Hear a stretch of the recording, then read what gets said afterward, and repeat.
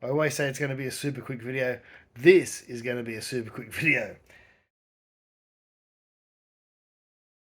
Somebody saw my video the other day and I pictured my fermenter, which probably had one of these on top, though it doesn't matter if you've got a stainless one or whatever. But they asked me what I'd cap the top off with, which is really handy. If you've got a Fermzilla or something with a 3-inch bottom or whatever, it doesn't matter. You can have 2-inch. Some of my stainless ones only have 2-inch on both sides, and you've got that spare bit where you're going to add a hot bong or whatever, and you don't want it open to the dust, well, crap like I get through my brewery, right? So I did have one of these plastic caps on it, and I have mentioned these before in other videos, but it doesn't matter. It still does quite the same job. And they said, where do you get those caps? And I'm not sure if you can actually buy them separately. Where you get these caps is when you buy any piece, well, any quality piece of stainless steel tri-clamp fittings. I was just looking over there. But like what I just held up, when you buy these fittings, they come with something like that on there just to protect them from junk getting in, right? So I collect them, and I've said that in a few other videos. Whenever you buy something and it's got these sort of caps on, it happens to be a 2-inch is probably what you want for the hot bong thing. Although there is hot bongs for 1.5-inch too, but they come on all of those, right? So you keep those. If you don't have those, and even better than these, actually, it's not that if you don't have those, that was just a temporary thing. What I've showed before in my other videos is when you're trying to sanitize the lid of your ferment, you usually have it off. Okay, it's going to be a short video. I won't go there. But if you're having it off, no. You take the lid off to fill your fermenter.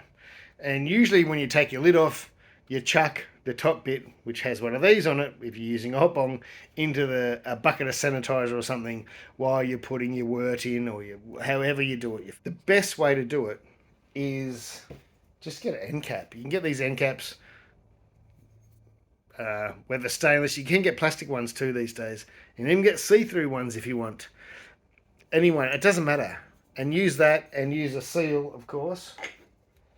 And you put one of those on, and you put a tri-clamp on and tighten it down. And when you do put it in the sanitizer as you're filling up your fermenter, then no, it's not wet inside there, right?